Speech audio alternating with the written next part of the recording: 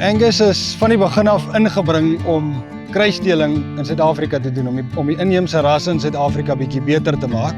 Hoofsaaklik op vleiskwaliteit, is een van min poenskop rasse in Suid-Afrika. Dis klein kalfies, so lae geboortes. Vat op hierdie plaas spesifiek val dit met die Nguni kruis, is een van die voordele, hulle die natuurlike poenskop geen van die Angusse, die horingsafval van die kalfies. In vandag se tyd waar arbeid 'n probleem raak, ons almal se tyd minder raak, dink ek is baie belangrik want dit spaar jou baie tyd om nie die kalwers te hoef te onthoring nie.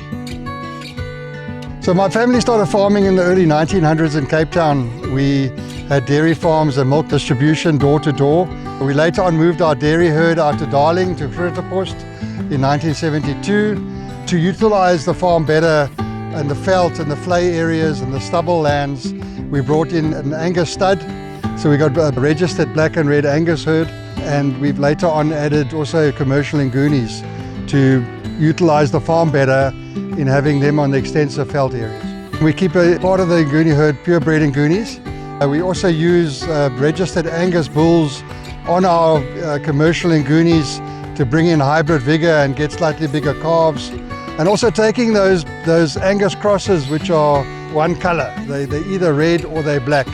When you take them to the auction pens, the buyers definitely prefer the Angus crosses. And then of course there's a big thing is the dehorning, the genetic dehorning of the animals.